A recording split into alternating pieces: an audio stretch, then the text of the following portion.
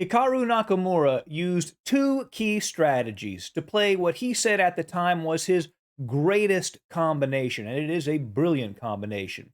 The good news is those two strategies are a secret to most chess players. They don't know them, but in this video, we are going to learn them, and they will not be a secret anymore. Nakamura had the black pieces. His opponent was GM Krasenkov, and this game was played in 2007.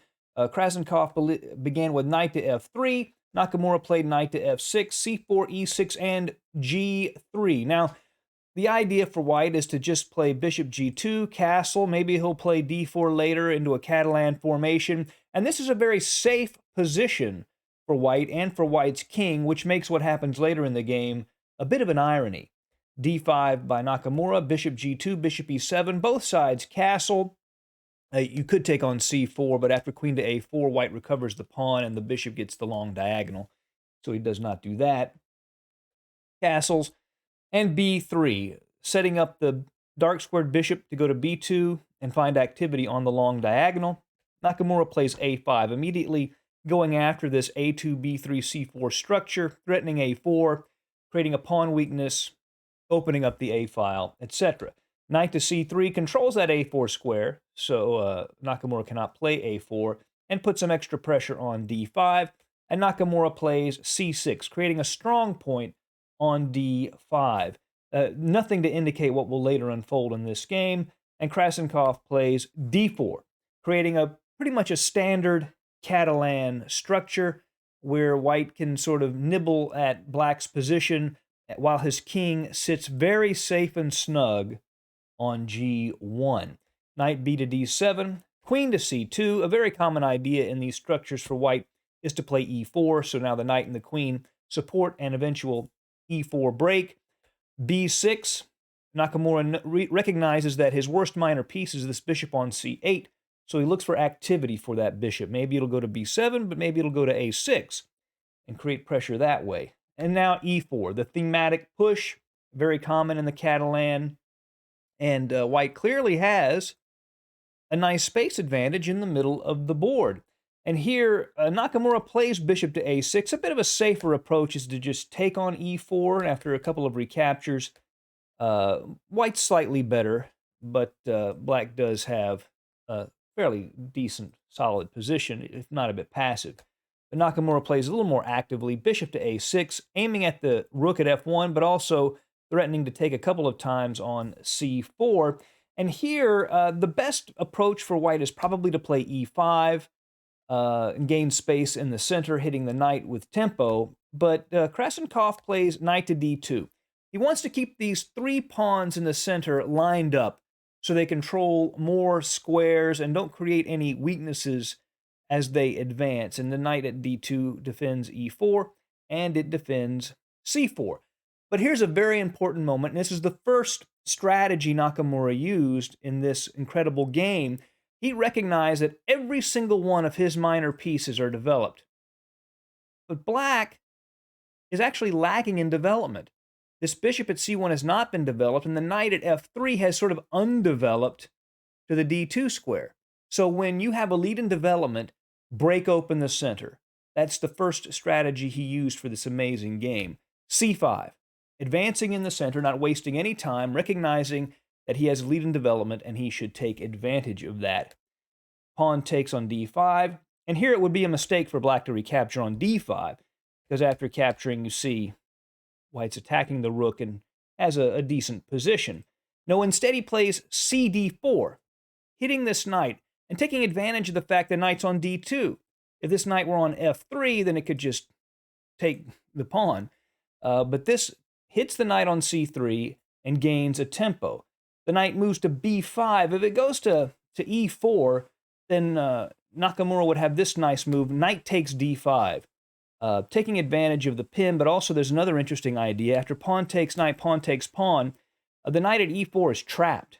There's nowhere for it to go that it cannot be captured, and Nakamura still has pressure on the rook, and he would be clearly better.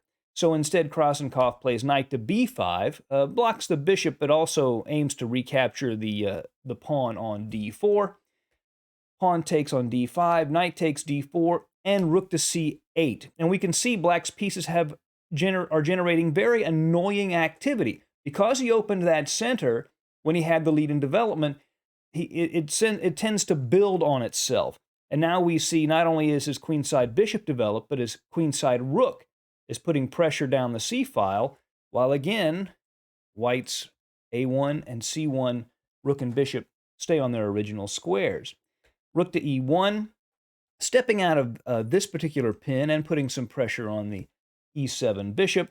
So how does Nakamura build pressure on this c4 pawn? b5. Just keeps piling up this pressure. Now 2 pawns and a rook, and the queen is part of this pin on the c4 pawn. Bishop to b2, finally developing that bishop, placing it on the long diagonal. Rook to e8, and now Krasenkov plays queen to d1. He wants to step out of this pin from the rook. It certainly makes sense. So Nakamura takes on c4, bc4, and now queen to b6. He recognizes this is a nice active square for the queen, and he gains a tempo by attacking the bishop on b2 and applies some pressure to the knight on d4. Krasenkov plays rook to b1, and then Nakamura goes ahead and takes on c4. And for the moment, he is up a pawn. Now, the best move for white probably is bishop to c3. So the rook attacks the queen moves to c5, and after queen to f3, white could play knight to f5, and white is still doing okay, but black is okay too. So you have a game. But instead, he plays the move knight to c6. Obviously, the knight is defended by the bishop and aiming at the bishop on e7. Now, it looks like black can just take twice on c6 and get 2 minors for the rook. But Krasenkov has a little trick up his sleeve. Nakamura does take the powerfully placed knight with his rook. But then white plays an intermezzo, an in-between move. Instead of taking the rook, he plays bishop takes f6. Now, we've come to find out that rook takes e7 was actually the better move, and after rook e7, bishop f6, knight f6, taking twice. Black is still better here because he has 2 rooks and a pawn for the queen, and he's much more actively placed, but it would be better than what actually happened in the game. White goes ahead and takes on f6, and this unveils this attack on the queen while grabbing the f6 piece. So what is Nakamura to do? Well, this is the second principle he used, and that is he asked himself the question, as we all should before every move, if we have time to do it, do I have any checks in this position? Is there any move that delivers a check? Now, we can see none of these pieces seem to be able to deliver a check on the apparently very safely placed king on g1. In fact, the only possible check is just queen f2, but that just loses a queen. But you still have to take a look at it, don't you?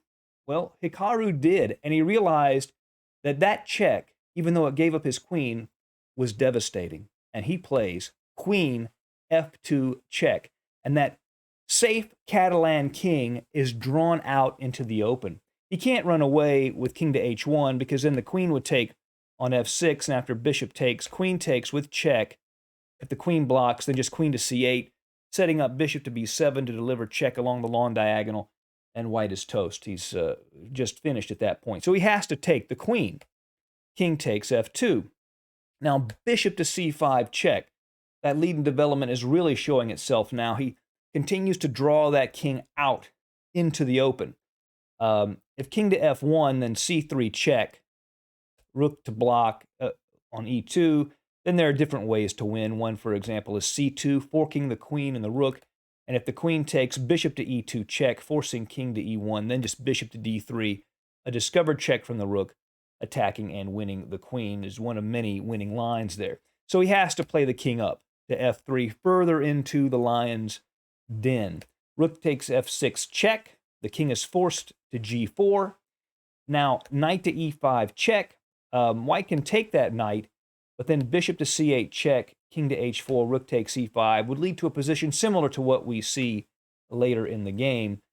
So the king moves to g5, rook to g6 check. The king goes to goes to h5, but if he went to f4, the knight to d3 check, king to f5, bishop to c8 check, And that would the king has nowhere to move. He'd have to block with the rook, and after bishop e6 check, king to e4, knight to f2 check, obviously forking the king and queen among many things.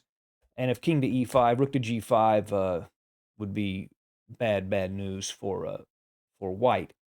So instead, he plays king to h5.